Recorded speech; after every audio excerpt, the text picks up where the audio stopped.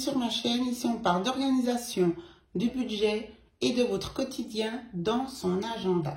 Alors, c'est parti! J'espère que vous allez bien. Aujourd'hui, j'avais vraiment à cœur de vous parler de l'agenda chrétien, le journal de prière et de gratitude. Pour celles qui suivent sur Insta, vous avez souvent vu mes posts et même quand je fais ma mise à jour de ma semaine, souvent je vous parle justement de ma section 3 de ma foi chrétienne. C'est ma base, c'est mon socle et je n'ai jamais eu de souci de parler de ma foi sur les réseaux sociaux. Ça fait de nombreuses années que j'y suis. Et ça vient comme ça vient, puis c'est naturel. Et c'est vrai que j'ai souvent eu des retours, donc toujours positifs, mais des retours assez, comment dire ça, les gens étaient étonnés en bien et surpris que je puisse justement parler de ma foi chrétienne. Quand on me suit, c'est pas pour au sujet de la spiritualité chrétienne. Et donc, voilà, les gens me disent « Ah ben c'est super, je vois que tu es chrétienne, c'est cool que tu postes, que tu n'aies pas peur ou que tu ne sois pas gênée. » Je dis « Bah écoute, non, en plus c'est mon feed, je n'impose rien. » C'est ça que je trouve que le respect qu'on soit de confession X ou Y, c'est en fait ne pas empiéter sur la zone de l'autre. Et celle qui n'apprécie pas, ben elle regarde pas mes stories. Et puis sinon, si vraiment ça les importune à ce point-là, ben se désabonne. Ma foi fait partie de ma vie, donc c'est logique que quand je parle de je ne sais quel sujet, j'ai envie de partager.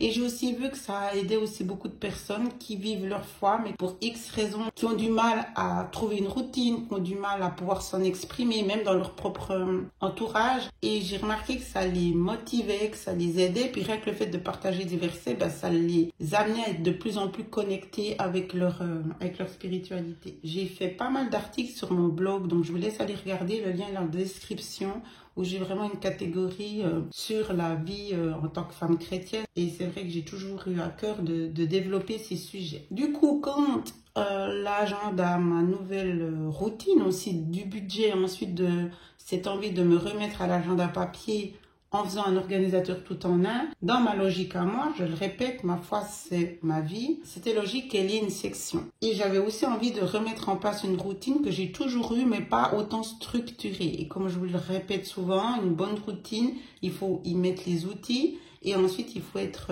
régulière. Je donnais un autre exemple dans une vidéo où je disais, si vous voulez que les personnes qui viennent chez vous, vos enfants, bref, enlèvent leurs chaussures et les rangent dans le hall, il faut mettre à disposition un meuble pour cela. Et la routine chrétienne, la base, c'est la parole, c'est la lecture de la Bible. La vérité est dans la parole et la parole est vérité. Et c'est donc, qui dit parole, dit verset. Et c'est vraiment important de s'imprégner de la parole de Jésus. C'est une vie merveilleuse de vivre auprès du Christ. C'est pas tous les jours simple. On n'est pas meilleur, on n'est pas parfait, loin de là. Il faut se remettre en question à chaque fois et de faire de notre mieux pour rester sur le chemin de la parole et de la lire, de la vivre. Ça nous enrichit, ça nous aide à passer les bons et les mauvais moments et surtout, ça nous donne le cap et le sens de notre vie. Quels sont mes supports? Comment je fais en fait ma lecture? Bon, bah, évidemment, il y a la Bible, mais il y a aussi d'autres livres et il y a aussi des apps pour que vous puissiez aussi être connecté le plus simplement pour lire la parole. Je vous donnerai dans la description celles que j'utilise qui sont sur mon téléphone.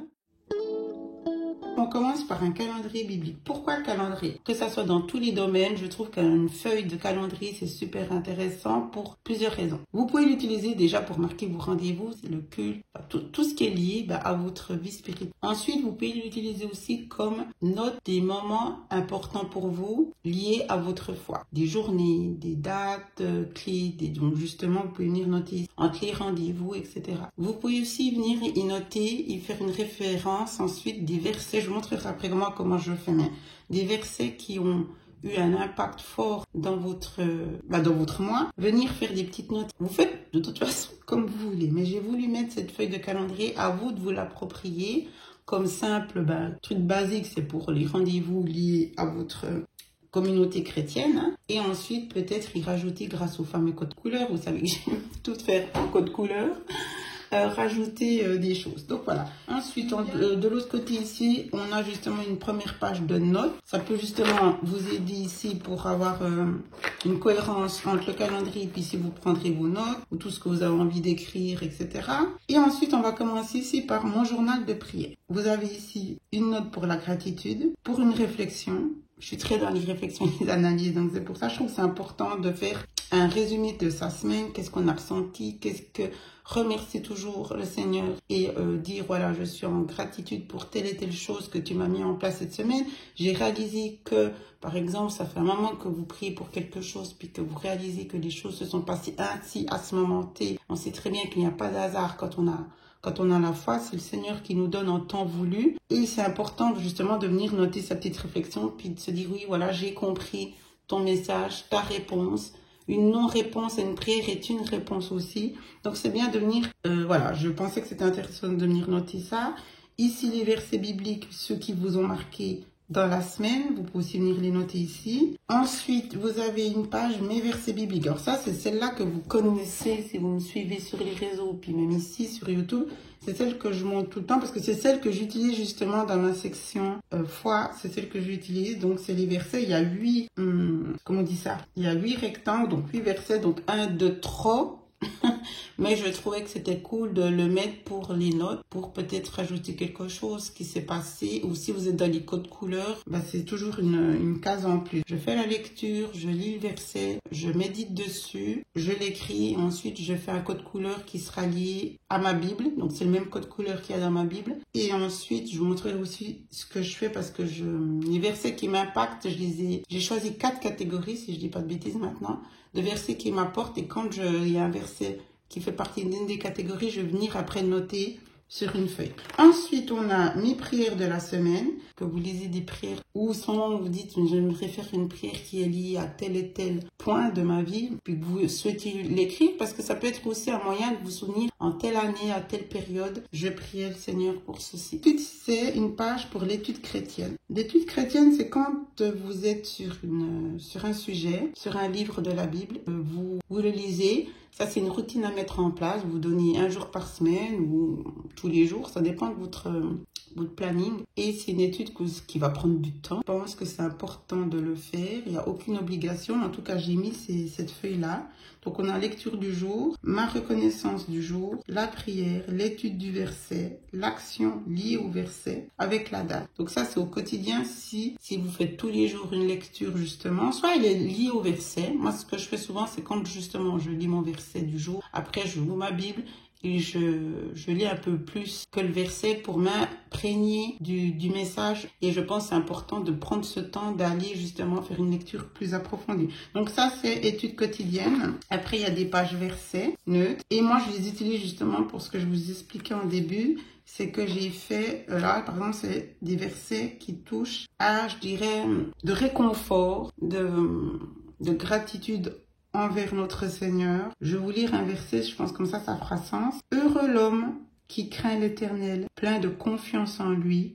Il n'éprouve aucune crainte. Psaume 112, verset 1. Ensuite, j'ai ici, cette page, elle est dédiée au verset « Règles de vie ». N'oublions pas le pourquoi de son sacrifice, le pourquoi de sa venue sur la... N'oublions pas. Soyons toujours humbles et reconnaissants. Et ben là, du coup, c'est un verset qui dit quelqu'un à payer le prix de votre achat. Glorifiez Dieu par votre corps. Glorifiez donc Dieu par votre corps. 1 Corinthiens 6, verset 20. Voilà, ça a du sens et c'est important parfois. On a tous tendance à se plaindre, à râler de temps en temps. Et il faut quand même se reconnecter et se remettre quand même dans la parole et se dire, mais quel prix il a payé pour nous. C'est juste bouleversant. Donc j'ai choisi une page pour ce qui est lié au business. Et oui, parce que si pour celles qui en douteraient encore ou qui sont juste curieuses, toutes les réponses sont dans la parole. Et ce verset-là, il est magnifique. Il dit, n'accorde pas de repos à ta main, car tu ne sais pas ce qui va réussir. Ecclésiaste 11, verset. Et c'est incroyable. Ça veut dire ce que ça veut dire. On a tous tendance à se dire, et ça vaut la peine de continuer. Je vois pas les résultats. Ne jamais regarder chez les autres, restez droit sur votre chemin. Mais on se dit pourquoi ça prend autant de temps et tout. On aurait tendance à se dire, laisse tomber. Et puis après, on se dit, heureusement que je l'ai pas fait. Parce que c'est après coup que ça a tout d'un coup pris un envol de fou. Et c'est ça. N'accorde pas de repos à ta main car tu ne sais pas ce qui va réussir. Il faut en gros toujours se remettre à lui, se faire confiance en connexion, évidemment en prière avec le Seigneur, mais ça veut dire qu'il faut rien lâcher. Ne lâchez rien, ne lâchez rien. N'oublions pas que cela arrive en temps voulu, mais cela arrive si vous avez tout mis ça en prière avec le Saint-Esprit, évidemment. Donc ça, c'est des versets que j'ai lus, donc puisque j'ouvre ma Bible ou mon app tous les jours. Là, c'est sur des documents, la bonne semence. Enfin, je vous mettrai tout dans la description. Et puis, quand il y en a un qui m'impacte, qui me parle, et qui est dans une des catégories que je choisis de mettre en place, je viens le noter ici. Et après, comme ça, pour moi, c'est une seconde lecture, plus de lecture, vous savez, quand on a des moments comme ça, où par exemple, on se dit, ça vaut la peine, est-ce que j'ai tous ces efforts, et ben voilà, je sais que je viens, il faudra que je mette des petits, comment on dit ça, des petits titres.